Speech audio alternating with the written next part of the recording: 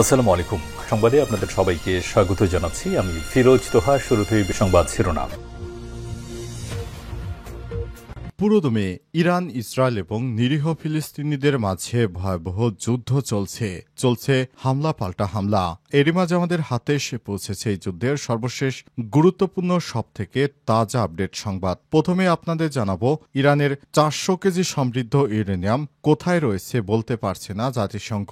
যুক্তরাষ্ট্র এবং ইসরায়েলি হামলার পরেও ইরানের পারমাণবিক অস্ত্র তৈরির সক্ষমতা এখনও বজায় আছে বলে মন্তব্য করেছে জাতিসংঘের সাবেক শীর্ষ পরমাণু কর্মকর্তা। তিনি সতর্ক করে বলেছেন, ইরানের হাতে রয়েছে 400 কেজি সমৃদ্ধ ইউরেনিয়াম, যা দিয়ে তারা যে কোনো সময় অন্তত 10টি পারমাণবিক বোমা তৈরি করতে পারে। এরপর জানাবো, ইরানকে আবারও হুঁশিয়ারি দিলেন যুক্তরাষ্ট্রের প্রেসিডেন্ট ডোনাল্ড ট্রাম্প। ইরানকে আবারও হুঁশিয়ারি দিয়েছেন যুক্তরাষ্ট্রের প্রেসিডেন্ট ডোনাল্ড ট্রাম্প। একটি সংবাদ সম্মেলনে তিনি বলেছেন, ইরান যদি আবার পারমাণবিক অস্ত্র তৈরি করে তাহলে আবারও বোমা হামলা করা হবে। খবর আল জাজিরার। এদিকে পরবর্তী প্রতিক্রিয়া হবে ভিন্ন। মার্কিন শাসনের পতন ত্বরান্বিত করতে পারে ইরানের সেনাবাহিনী হুঁশিয়ারি দিল যুক্তরাষ্ট্রকে। ইরানে যদি আবারও হামলা করা হয় তাহলে কঠোর জবাব দেওয়া হবে, যে জবাবে যুক্তরাষ্ট্রের পতন ত্বরান্বিত বলে হুঁশিয়ারি দিয়েছে ইরানের সেনাবাহিনী প্রধান। ইরানের সর্বোচ্চ নেতা আয়াতুল্লাহ আলী খামেনিকে নিয়ে তীব্র সমালোচনা করে ডোনাল্ড ট্রাম্পের পোস্টের পর এমন হুঁশিয়ারি দিয়েছে ইরান। এদিকে পুরো ইউক্রেন দখল করতে চান পুতিন।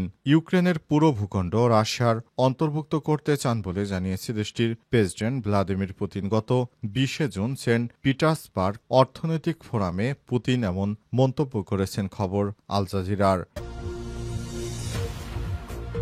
এবং সর্বশেষ জানাবো, ঐক্য গড়তে পারলে আমাদের হাতে আসবে রাষ্ট্র ক্ষমতা, বললেন চরমোনাই পীর। আগামী নির্বাচনে ইসলামী দলগুলোর পাশাপাশি দেশপ্রেমিক বিভিন্ন দল নিয়ে ঐক্য গড়ার প্রক্রিয়া চলছে জানিয়ে চরমোনাই পীর মুফতি সৈয়দ মোহাম্মদ রেজাল করিম বলেছেন, এই ঐক্য গড়তে পারলে আগামী দিনে আমাদের হাতে আসবে রাষ্ট্র ক্ষমতা। প্রিয় দর্শক, এতক্ষণ শুনছিলেন সংবাদ শিরোনাম, এবারে বিস্তারিত। তবে তার আগে বন্ধুরা, অনুরোধ থাকবে এই সংবাদটিতে একটি লাইক দিন।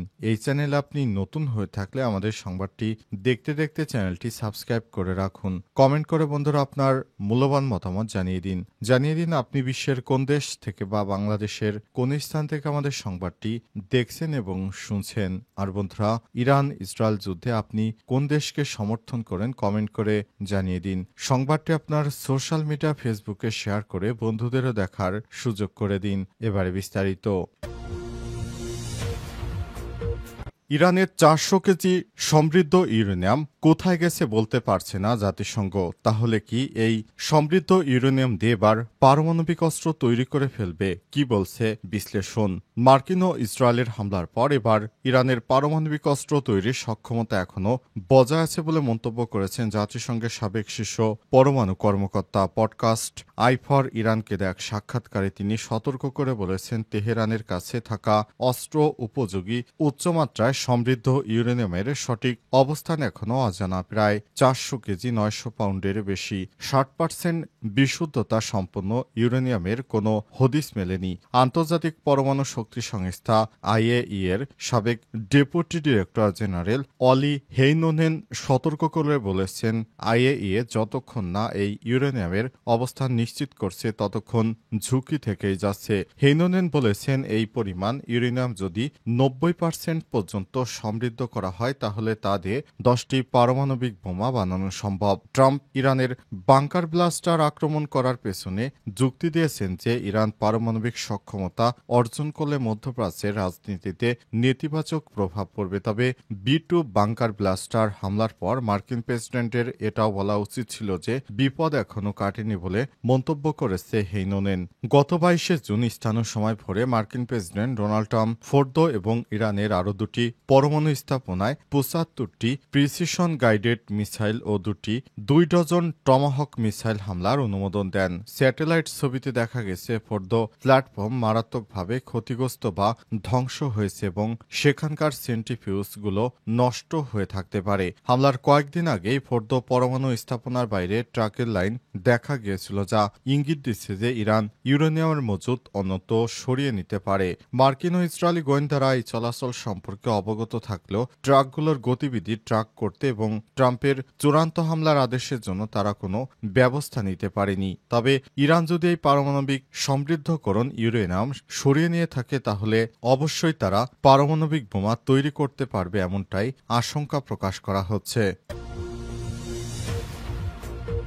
ইরানকে ট্রাম্পের হুঁশিয়ারি। ইরানকে আবারও হুঁশিয়ারি দিয়েছে মার্কিন প্রেসিডেন্ট ডোনাল্ড ট্রাম্প। একটি সংবাদ সম্মেলন তিনি বলেন, ইরান যদি আবারও পারমাণবিক অস্ত্র তৈরি করে তাহলে আবারও বোমা হামলা করা হবে। খবর আল জাজিরার। আন্তর্জাতিক সংবাদ সংস্থা পরমাণু সংস্থা IAEA ইরানের পারমাণবিক কেন্দ্রগুলো পরিদর্শন করতে পারে সে ব্যাপারেও কথা বলেছেন ট্রাম্প। সম্প্রতি ইসরায়েল ও ইরানের 12 দিনের যুদ্ধের পর ইরানের সর্বোচ্চ ধর্মীয় নেতা আয়াতুল্লাহ আলী খামেনি বলেছেন তারা এই যুদ্ধে জয়ী হয়েছে। তার মন্তব্যকে মিথ্যা এবং হাস্যকর বলে উড়িয়ে দিয়েছেন ডোনাল্ড ট্রাম্প। তিনি বলেন, খামেনি এক ভয়ঙ্কর মৃত্যু থেকে রক্ষা পেয়েছেন। নিজের সামাজিক যোগাযোগ মাধ্যম ট্রুথ সোশ্যালে ট্রাম্প জানান, ইরানের 3টি গুরুত্বপূর্ণ পারমাণবিক স্থাপনায় যুক্তরাষ্ট্র ও ইসরায়েল একসঙ্গে হামলা চালায়। এতে ওইসব কেন্দ্র মারাত্মকভাবে ধ্বংস হয়েছে। তিনি আরও জানান, খামেনি কোথায় লুকিয়েছিলেন তাও নাকি তিনি জানতেন। তবে ইসরায়েল ও যুক্তরাষ্ট্র কেউই খামেনিকে হত্যা করেনি, কারণ ট্রাম্প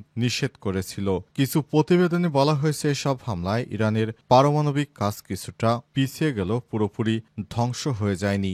ইরান চাইলে পারমাণবিক বোমা তৈরি করে ফেলতে পারে, এমনটাই ভয় পাচ্ছে যুক্তরাষ্ট্র এবং মার্কিন গোয়েন্দারা। তবে ইরান এরই মধ্যে একটি আইন পাশ করেছে যাতে বলা হয়েছে IAEA এর সঙ্গে আর সহযোগিতা করা হবে না। অনেকেরই মতে ইসরায়েলের হামলার পরে এই সিদ্ধান্ত নেওয়া হয়েছে। ইরানের পররাষ্ট্রমন্ত্রী সৈয়দ আব্বাস আরাকচি বলেছেন, IAEA যদি জোর দিয়ে পরিদর্শনে আসে তাহলে সেটা কোনো চুক্তির অংশ নয় এবং এর পেছনে খারাপ উদ্দেশ্য থাকতে পারে।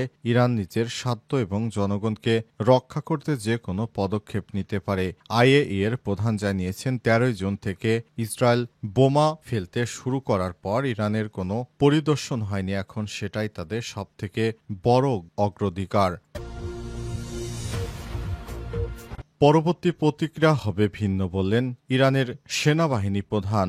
মার্কিন শাসনের পতন ত্বরান্বিত করতে পারে ইরানের সেনাবাহিনী। কঠিন হুঁশিয়ারি যুক্তরাষ্ট্রকে। ইরানের সর্বোচ্চ ধর্মীয় নেতা আয়াতুল্লাহ আলী খামেনির তীব্র সমালোচনা করে আজ দেওয়া মার্কিন প্রেসিডেন্ট ডোনাল্ড ট্রাম্পের বক্তব্যের প্রতিক্রিয়া জানিয়েছে ইরানের ইসলামী রেভলিউশনারি গার্ড কর্পস IRGC। ইরানের সেনাবাহিনী অর্থাৎ যুক্তরাষ্ট্রের প্রেসিডেন্ট তিনি খামেনিকে নিয়ে কটূক্তি করেছেন। আজ ফার্স সংবাদ সংস্থায় প্রচারিত এক বিবৃতিতে ইরানের সেনাবাহিনীর মুখপাত্র ব্রিগেডিয়ার জেনারেল রমজান শরীফ সতর্ক করে বলেছেন, যদি ইরানের জাতীয় সত্ত্ব এবং সম্পদের উপর আবার আক্রমণ করা হয় তবে আমরা এর প্রতিক্রিয়া ভিন্নভাবে দেখাব।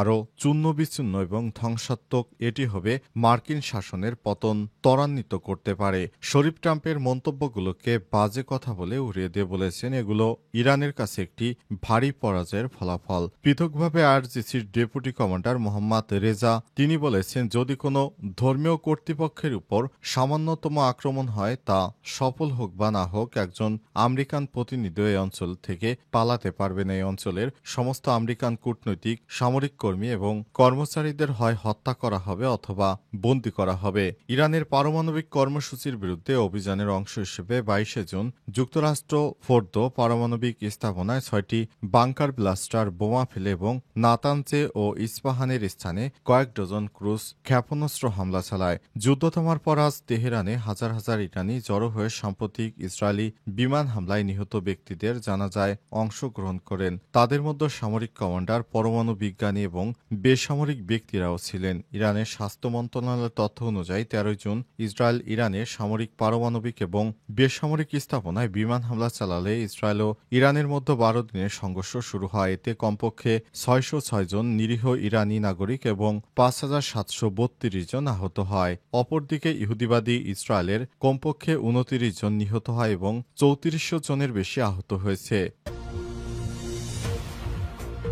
ঐক্য গড়তে পারলে আমাদের হাতেই ক্ষমতা আসবে বললেন চরমোনাই পীর।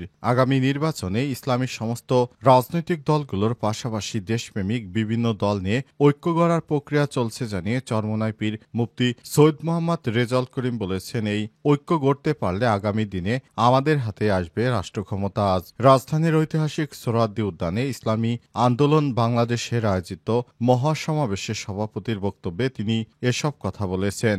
ইসলামপন্থীদের ঐক্যের ব্যাপারে গণ আকাঙ্ক্ষা তৈরি হয়েছে বলে মন্তব্য করেছেন চরমোনাই পীর। তিনি বলেন, জোটবদ্ধ ইসলামী দল হবে আগামী দিনের প্রধান রাজনৈতিক শক্তি। তিনি আক্ষেপ করে বলেছেন, আমরা বারবার রক্ত দিয়েছি কিন্তু সফলতা পাইনি, কারণ আমরা প্রতিবারই নেতা ও নীতি বাছাই করতে ভুল করেছি। আমরা ৫৪ বছর অনেক দলকে দেশ শাসন করতে দেখেছি, কিন্তু ইসলামী দলকে এখনো ক্ষমতায় নিতে পারিনি। এবার ইসলামপন্থীদের ঐক্যের ব্যাপারে গণপ্রত্যাশা তৈরি হয়েছে। রেজাউল করিম আরও বলেছেন, আমি শুরু থেকেই ইসলামপন্থী সব ভোট এক বাক্সে আনার কথা বলে আসছি। আগামী নির্বাচনে শুধু ইসলামী দলই নয়, বরং দেশপ্রেমিক আরও অনেক রাজনৈতিক দলও এক বাক্স নীতিতে আসতে পারে ইনশাল্লাহ। যদি আমরা একত্রে নির্বাচন করতে পারি, যদি কার্যকর ঐক্য গড়ে তুলতে পারি, তাহলে বাংলাদেশে ইসলামপন্থীরাই হবে প্রধান রাজনৈতিক শক্তি। রাষ্ট্র পরিচালনার দায়িত্ব আমাদের হাতে আসবে ইনশাআল্লাহ। তিনি আরো বলেছেন, আগামী নির্বাচনে পিআর পদ্ধতিতে নির্বাচন দিতে হবে। যে যত শতাংশ ভোট পাবে তাদের তত শতাংশ প্রতিনিধি থাকবে। এটা এখন জনগণের দাবি, অধিকাংশ রাজনৈতিক দলের দাবি। এ সময় বিএনপিকেও পিআর সিস্টেমে নির্বাচনে আসা উচিত বলে মত দিয়েছেন চরমোনাই পীর। তিনি বলেছেন, বিএনপি যেভাবে আমাদের প্রতিটি সংস্কারকে বাধাগ্রস্ত করছে, তাতে ভবিষ্যতে তারা কিন্তু ক্ষমতায় এসে টিকতে পারবে না।